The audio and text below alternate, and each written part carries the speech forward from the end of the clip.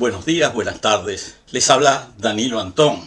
Estoy presentando nuevamente el canal Mitos y Verdades y en este caso comenzando un ciclo que se titula Historias esenciales y paisajes verdaderos. Este es el video número 457. Debido a la necesidad de aumentar las suscripciones, así como la audiencia de este canal, solicitaría que activaran la campanita de la suscripción y la manito del me gusta. En este momento presentaremos el video histórico-geográfico titulado Historia de la Colonia del Sacramento, saqueos, intereses económicos y cambiante soberanía. Ante las imprecisiones del Tratado de Tordesillas, acordado entre España y Portugal en 1494, que pretendía dividirse el mundo entre ambos reinos, y en particular por la indefinición de los métodos de definición de la época, portugueses y españoles discrepaban tanto sobre la localización como sobre la extensión hacia el sur de la línea establecida en el tratado. De todas maneras, en la práctica, durante el transcurso del siglo XVI, ambas potencias fueron afirmando su posesión en la fachada atlántica de las tierras sudamericanas que habían sido asignadas por el tratado. En ese momento, esas discrepancias se hicieron manifiestas. Mientras los españoles sostenían que la línea cruzaba la costa al norte del Río Grande, actual Laguna de los Patos, los portugueses sostenían que ese límite les adjudicaba todas las tierras al norte del Río de la Plata. Ello fue el principal fundamento para que los portugueses avanzaran constantemente hacia el sur sobre la frontera española hasta su establecimiento en la colonia del Sacramento. Fue a finales de 1679 que el maestre de campo portugués Manuel Lobo, con el apoyo de los comerciantes de Río de Janeiro, deseosos de consolidar sus negocios en América del Sur, organizó una expedición hacia el Río de la Plata. Esta expedición culminaría entre el 20 y 28 de enero de 1680 con la fundación de la Nova Colonia do Santísimo Sacramento, que fue el primer asentamiento europeo y la primera y más antigua ciudad en lo que hoy es República del Uruguay. Además de la finalidad militar, el establecimiento en Colonia atendía a los intereses del sector mercantil de la burguesía portuguesa de Río de Janeiro, interesada en recuperar el acceso al intercambio con Buenos Aires. La supresión del monopolio portugués del suministro de esclavos africanos en 1640 cortó también la posibilidad de envío a la América española de productos brasileños como el azúcar, el tabaco y el algodón, y también de manufacturas europeas a cambio de la plata del Alto Perú. Además, había mucho interés de los portugueses en establecer un marco fronterizo que sirviera de meta para alcanzar por tierra el Río de la Plata. Colonia se convirtió en un dinámico centro de contrabando de Portugal y de Inglaterra. Ante la fundación de Colonia por los portugueses, el gobernador y capitán general español del Río de la Plata, José de Garro, inició la movilización de tropas para desalojar a los portugueses. Pidió apoyo al virrey del Perú, convocó a las milicias locales, a las que se sumaron fuerzas de la gobernación del Paraguay y de la gobernación de Tucumán, y luego de varios meses de preparación, armó un ejército de 480 soldados españoles, incluyendo 3.000 indígenas misioneros desde Yapeyú, de los cuales 1.500 estaban a caballo, y los despachó a Colonia del Sacramento. El 7 de agosto de 1680, las fuerzas españolas asaltaron Colonia y la tomaron, venciendo a los portugueses. La plaza fue renombrada por los españoles llamándola Fuerte del Rosario. Lobo, hecho prisionero, fue trasladado a Buenos Aires, en donde murió el 7 de enero de 1683.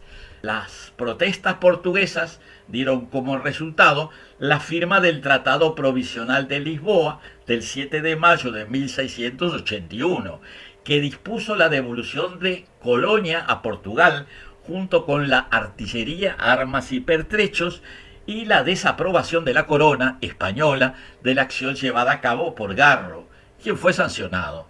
El 12 de febrero de 1683, Colonia fue devuelta a los portugueses, la refundaron rebautizando la Nova Colonia do Santísimo Sacramento, dándole más extensión y solidez.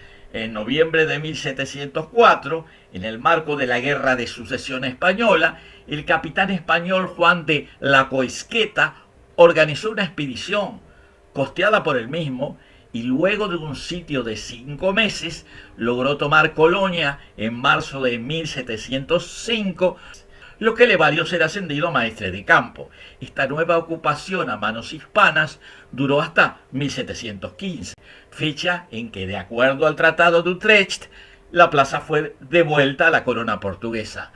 A partir de ese momento, ya bajo soberanía portuguesa nuevamente, la colonia se convirtió en un foco de contrabando portugués y británico hacia las posesiones españolas. Es de hacer notar que luego de la fundación de Buenos Aires como puerto colonial español en 1580, la mayoría de los barcos utilizaban la bahía de Montevideo, en donde no había ninguna población, y la isla San Gabriel frente a Colonia del Sacramento, antes de la fundación de ambas ciudades, por supuesto.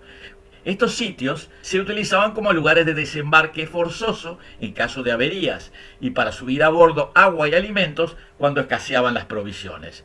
Durante la muy activa trata de esclavos hacia Buenos Aires a principios del siglo XVII, algunos barcos se detenían en la isla San Gabriel para evitar ser detectados por las autoridades españolas con el fin de traer cultivos a Buenos Aires, evadiendo los impuestos y prohibiciones coloniales. Todo esto llevó a que cautivos africanos llegaran en forma intermitente y pasajera a las costas de la banda oriental, creando también interacciones entre ellos y las comunidades indígenas. Un naufragio 20 años antes de la fundación de Montevideo nos ejemplifica ese trasiego de africanos esclavizados ocurrido al inicio del contrato entre la corona española y la Compañía de Guinea, radicada en Francia, para llevar esclavos a Hispanoamérica.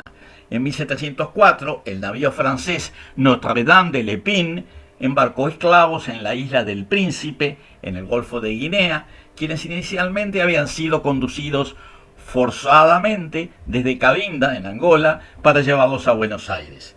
Tras cruzar el Atlántico a la altura de la Bahía de Todos los Santos, en Brasil, el barco siguió hacia el sur para no perder la entrada al Río de la Plata, lo que lo llevó a encallar en las rocas de Castillos, en Rocha.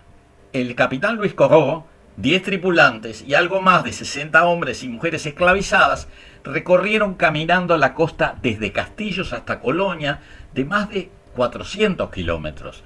Los africanos y franceses finalmente llegaron a Colonia, desde donde una lancha transportó 48 cautivos a Buenos Aires. Caminando la costa desde Castillos hasta Colonia de más de 400 kilómetros. Los africanos y franceses finalmente llegaron a Colonia, desde donde una lancha transportó 48 cautivos a Buenos Aires. Tras los horrores del cruce oceánico en un barco esclavista, estos africanos tuvieron que continuar un recorrido extenuante en condiciones que perpetuaban la falta de alimento, la acción de las enfermedades y la violencia a la que estaban sujetos. En las décadas previas a la fundación de Montevideo, Colonia tenía una población estable de ascendencia africana, libre y esclavizada, como también una población flotante de cautivos debido a la trata esclavista hacia Buenos Aires, que era una de las principales actividades de Colonia durante su existencia como puerto portugués. Si bien ya entonces la bahía de Montevideo constituía una parada casi forzosa para los capitanes de barcos esclavistas ingleses, otros anclaban ilegalmente en Colonia del Sacramento para cargar contrabando que luego vendían en Buenos Aires. Este cruce del Río de la Plata también ocurría en sentido inverso. Luego que los esclavos eran desembarcados en Buenos Aires, el capitán del navío embarcaba plata, cueros y otros productos de la región para llevarlos a España o Inglaterra, por lo que necesitaba nuevamente del práctico del puerto para cruzar el río hasta Colonia, pero también sobre todo hasta la bahía de Montevideo. La mayoría de los cautivos como esclavos que llegaban a Buenos Aires desde Colonia y más tarde desde Montevideo no se quedaban en Buenos Aires. Buenos Aires no era el destino. De los 835 africanos esclavizados que llegaron ese año en el King William, en el barco, en 1723, 230 fueron conducidos a Chile, seguramente para seguir hacia Lima y ser vendidos allí. 425 fueron llevados al Alto Perú, hoy Bolivia, seguramente para ser vendidos en el centro minero de Potosí, y 5 fueron vendidos en Santa Fe, en Argentina.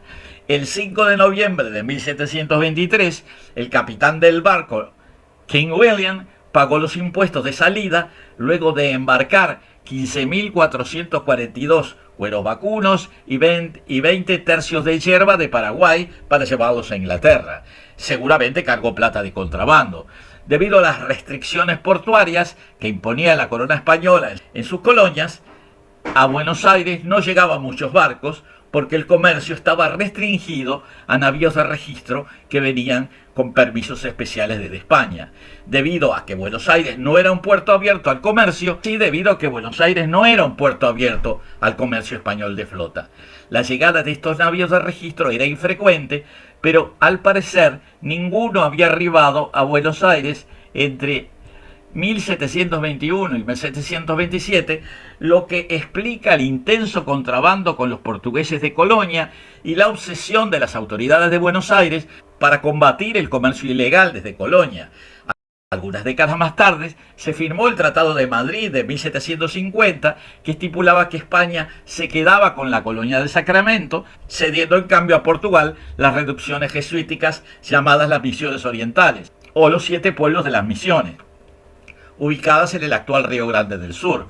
En 1762, Pedro de Ceballos, en esa época gobernador de Buenos Aires, ocupó de nuevo Colonia, ya con carácter que se suponía definitivo. Esta ocupación habría de durar varias décadas hasta que, en el año 1817, Portugal invadiría la banda oriental y tomaría de nuevo la plaza de Colonia, que sería administrada por Brasil luego de la independencia de este país en 1822.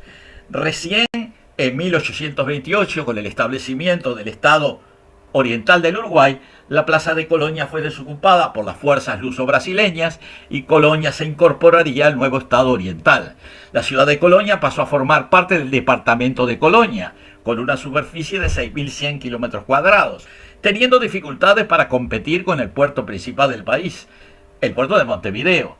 Se mantuvo como una ciudad de menor tamaño y recién a fines del siglo XX, principios del siglo XXI, debido a la cercanía estratégica con Buenos Aires, su población aumentó hasta el nivel actual de unos 30.000 habitantes. En los últimos años se han incrementado los valores inmobiliarios y una variedad de actividades productivas, tanto en la ciudad como en el resto del departamento, que probablemente resulten en un mayor crecimiento, tanto urbano como departamental. En un próximo video continuaremos relatando estos aspectos ya más recientes, incluso contemporáneos, de la historia de la ciudad de Colonia del Sacramento en la República Oriental del Uruguay.